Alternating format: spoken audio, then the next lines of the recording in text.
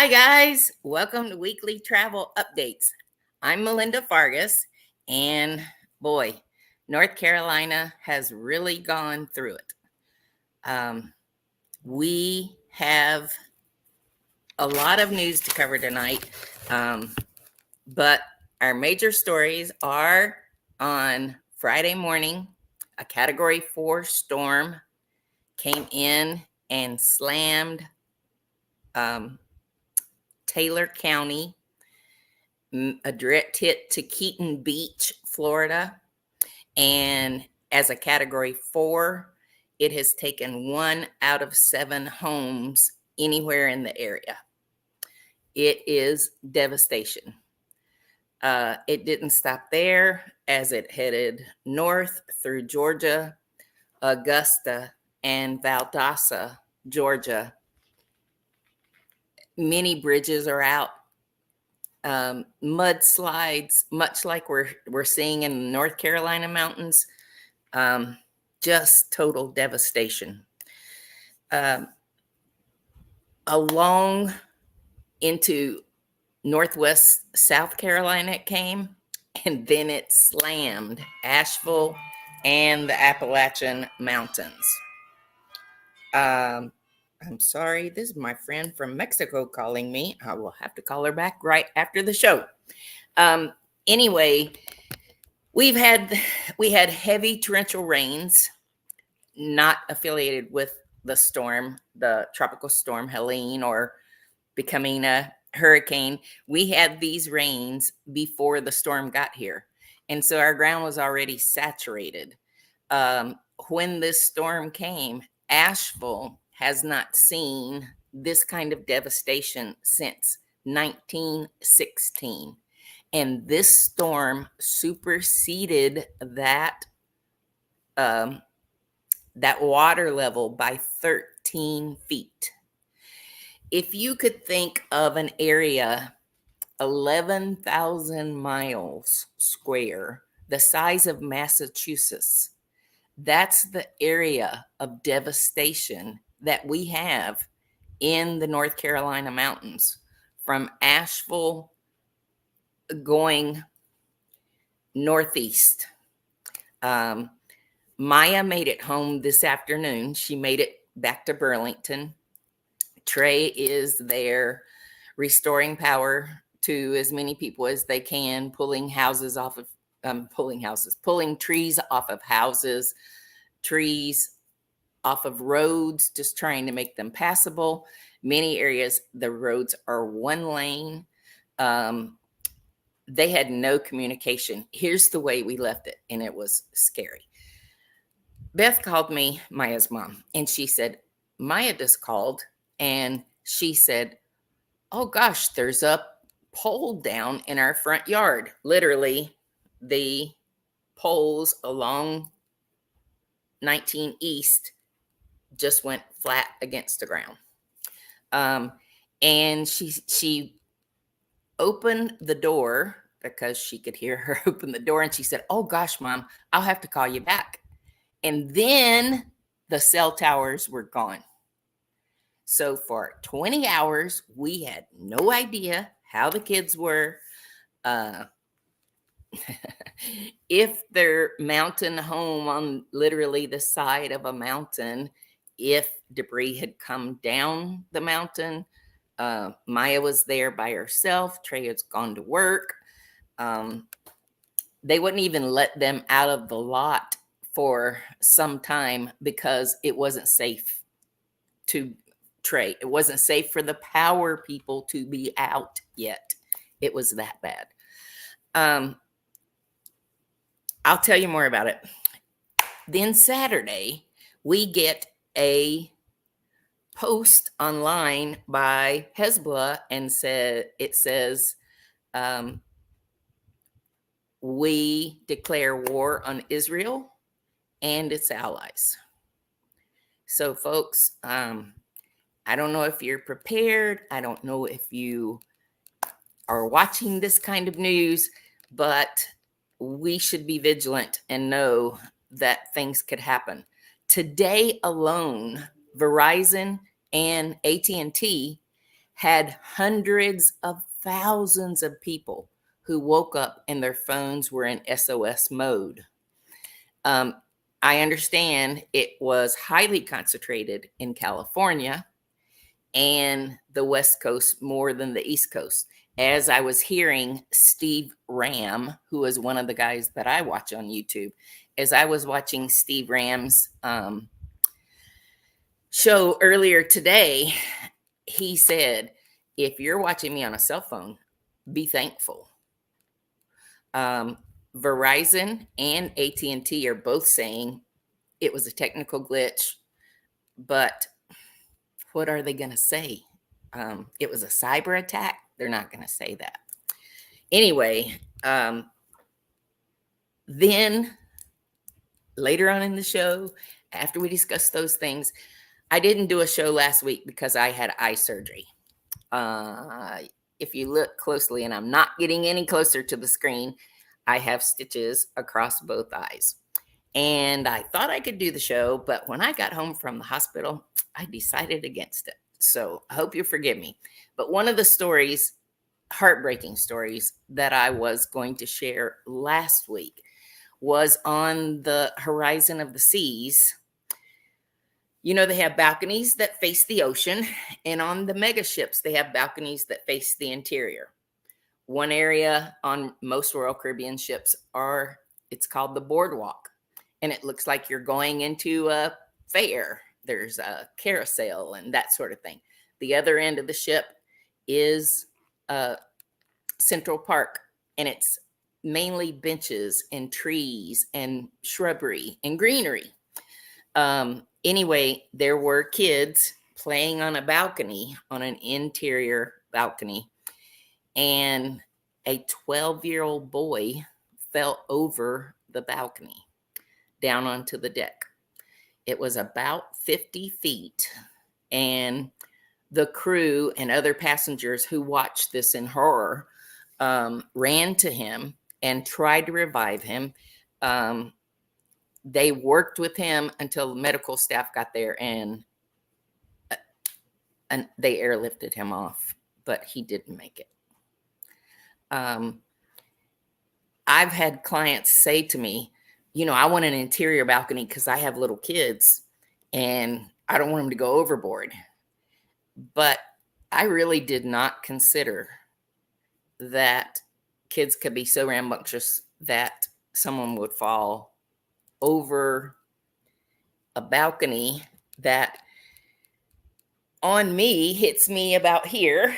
You know, it hits me above the middle of my waist. So, you know, for kids, they had to be climbing. It's terribly, terribly sad. Pray for that family.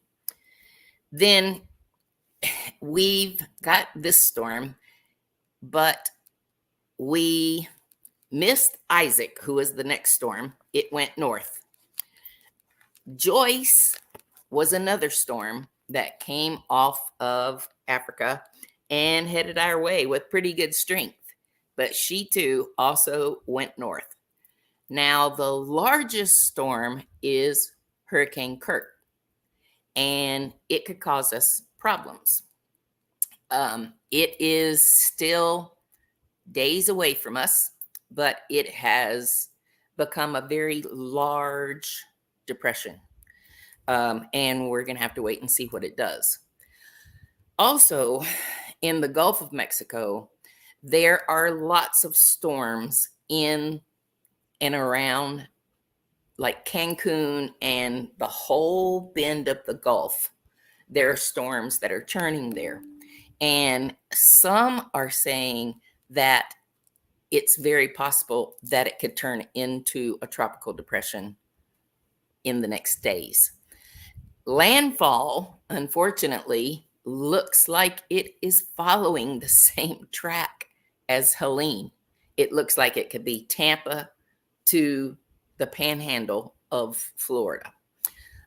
Nothing yet, but please be vigilant and watch. I want to tell you, my kids in the mountains had no conception that this storm was going to be this bad. They were not prepared. They didn't have water. They had very little food there. And we're having a grandbaby in 3 weeks or so.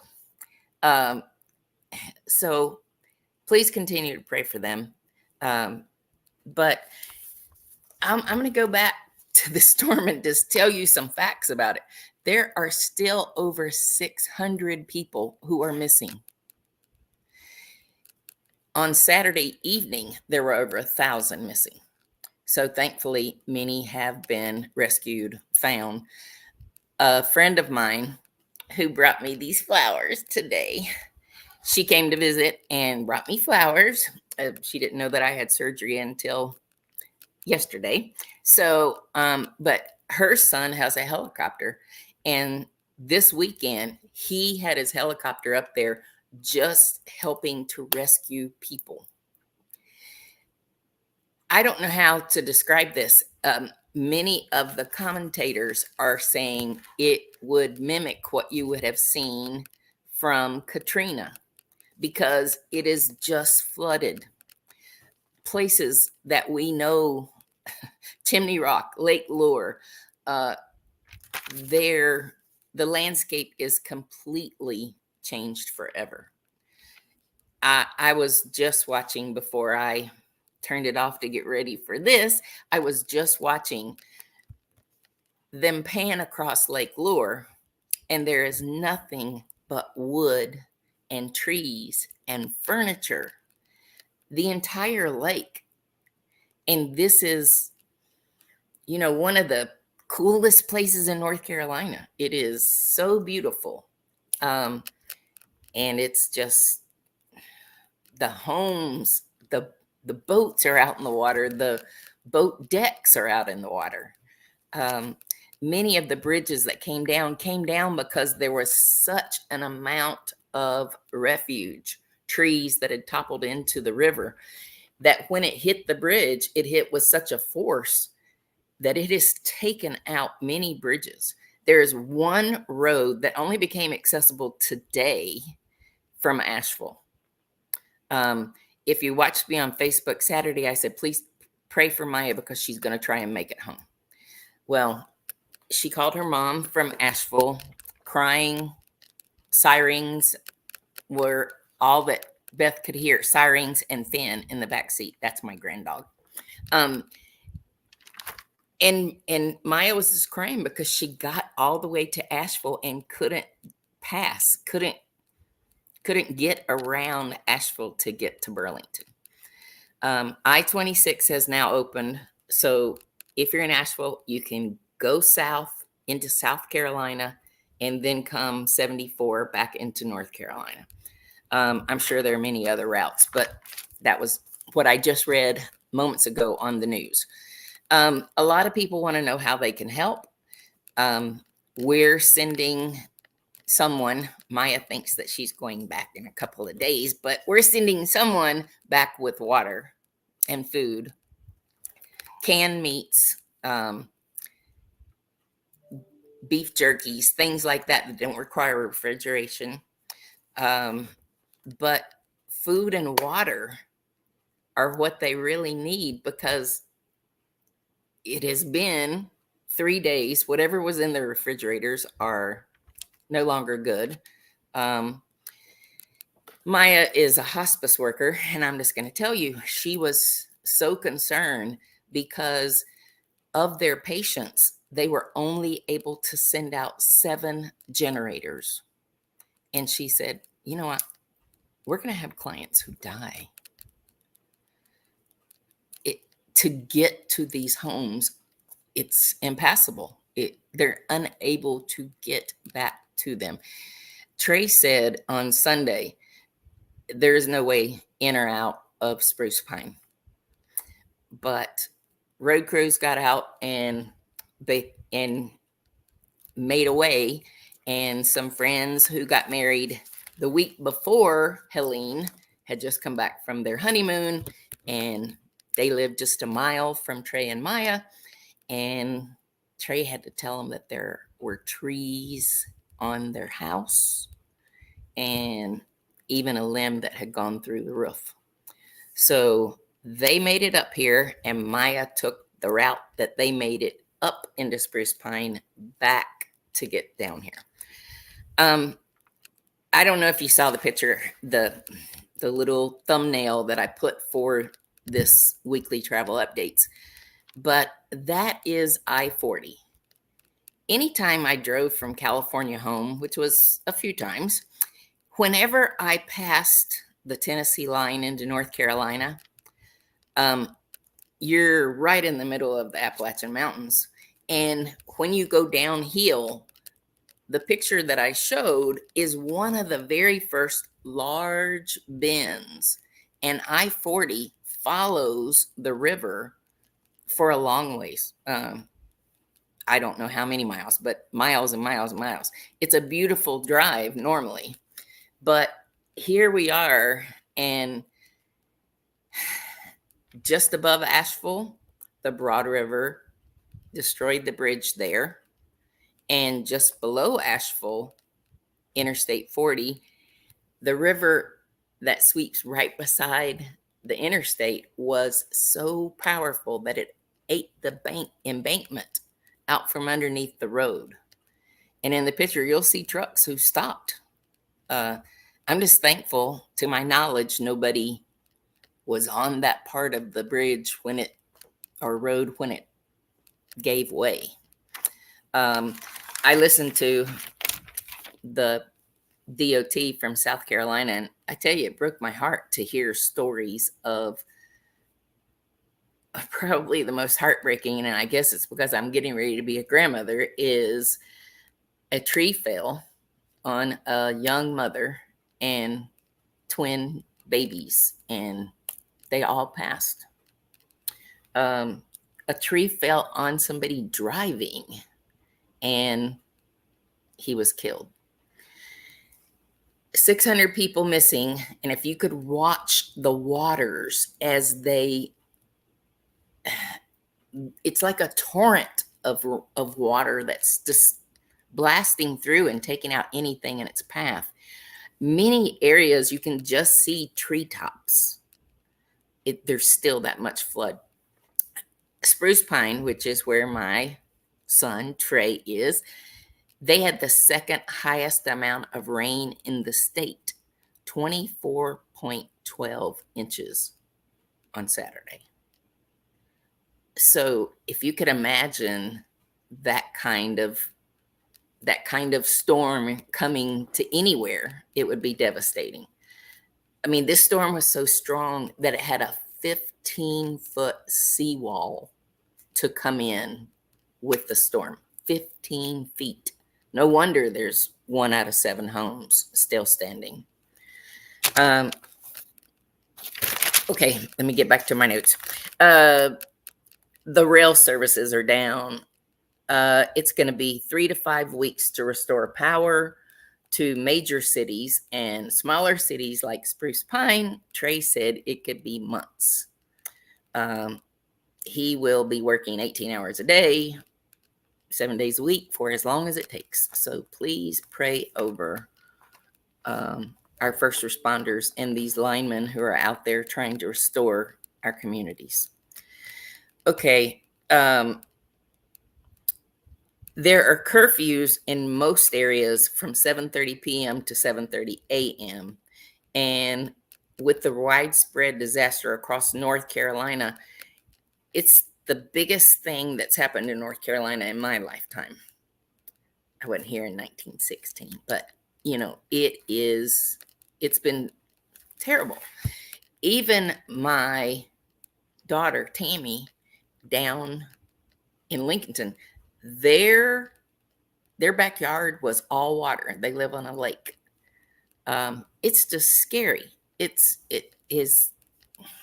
There's such devastation that several commentators called it biblical devastation. Please be careful. Still 1.5 million without power. The cell towers are down all over Western North Carolina.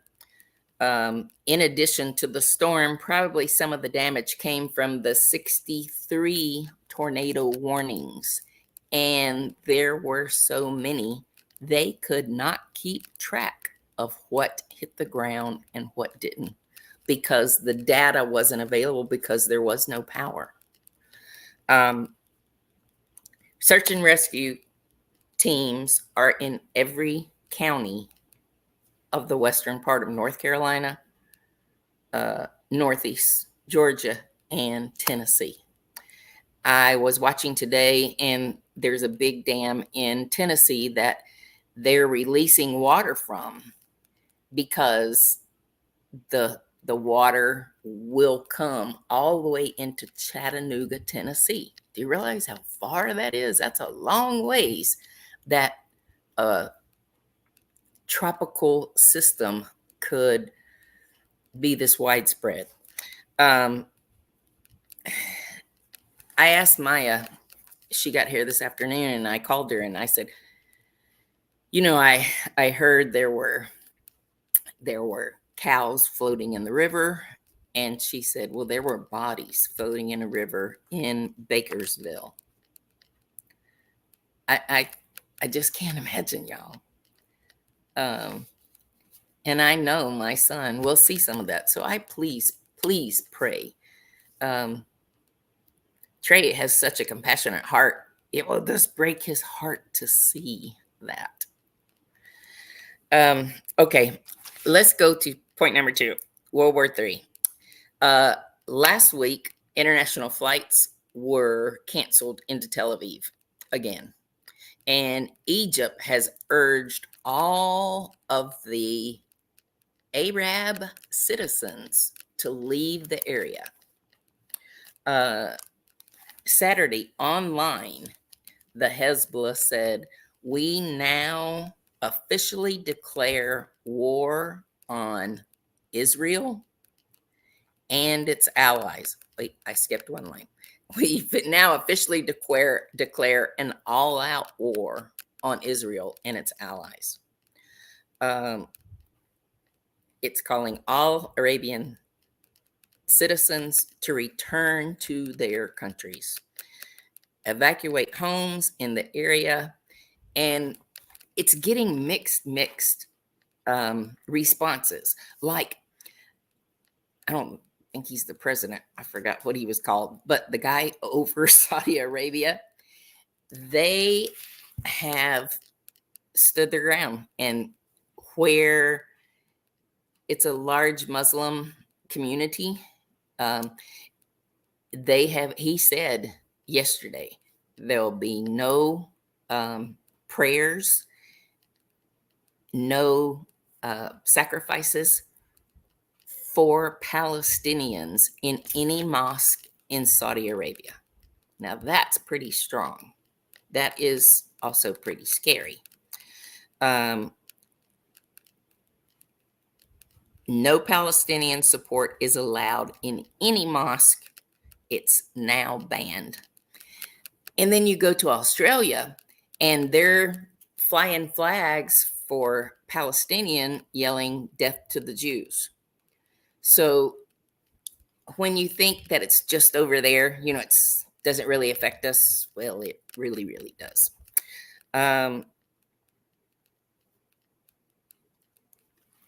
Let me give you a couple of updates, because you do need these.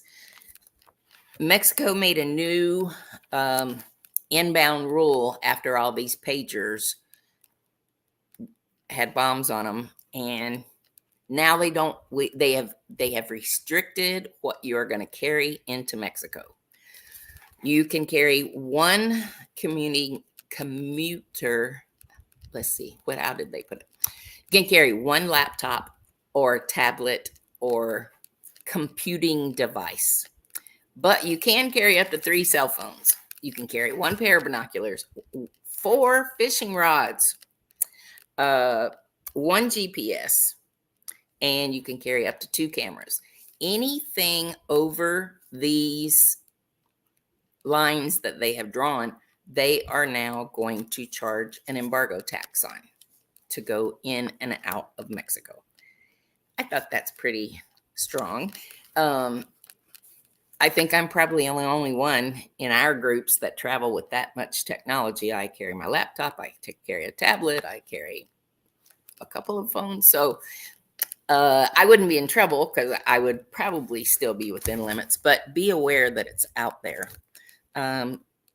The number of flights and delays that have happened over the past weekend, it was in the thousands.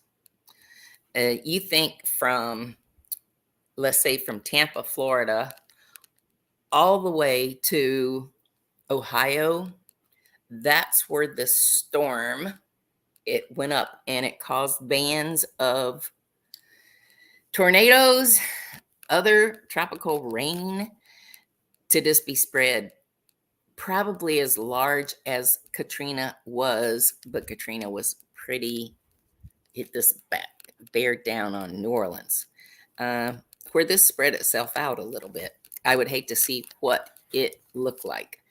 But like to get to Trey's road, to get to Trey's house, you follow the side of the river and then you cross the river at a Dollar General. And when you go down that road, you can't go there anymore because the crevices in the road are this wide and it'll run for 15 feet and it looks like a lightning bolt. It's like the ground underneath them has moved and the roads are just separating. Many places I saw footage of the mudslides.